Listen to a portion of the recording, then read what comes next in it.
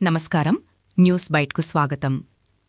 హైదరాబాద్ నగరంలో కలకలం రేపిన ఒక దారుణమైన అత్యాచార ఉదంతంలో బాధితురాలికి ఎట్టకేలకు న్యాయం జరిగింది.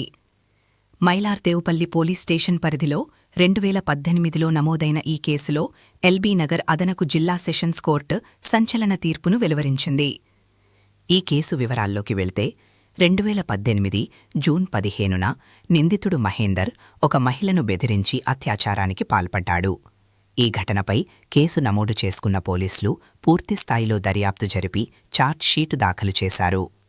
దాదాపు 6 ఏళ్లపాటు సాగిన ఈ సుదీర్ఘ న్యాయ పోరాటంలో సాక్ష్యాధారాలను క్షుణ్ణంగా పరిశీలించిన కోర్టు నిందితుడు మహేందర్ నేరం చేసినట్లు నిర్ధారించింది. దీనితో అతనికి 20 ఏళ్ల కఠిన కారాగార శిక్ష విధిస్తూ న్యాయమూర్తి తీర్పునిచ్చారు. అంతేకాకుండా నిందితుడికి 5,100 రూపాయల జరిమానా కూడా విధించడం జరిగింది. ఈ కేసులో బాధితురాలికి జరిగిన అన్యాయాన్ని పరిగణలోకి తీసుకున్న కోర్టు ఆమెకు నష్టపరిహారం కింద 3 లక్షల రూపాయలను చెల్లించాలని ఆదేశించింది. సమాజంలో ఇటువంటి అకృత్యాలకు పాల్పడే వారికి ఈ తీర్పు ఒక హెచ్చరికగా నిలుస్తుందని న్యాయ నిపుణులు పేర్కొంటున్నారు. చట్టం తన పని తాను చేసుకుపోతుందని, బాధితురాలికి న్యాయం జరిగిందని స్థానికులు హర్షం వ్యక్తం చేస్తున్నారు. మరిన్ని తాజా వార్తల కోసం చూస్తూనే ఉండండి. ఇది న్యూస్ బైట్.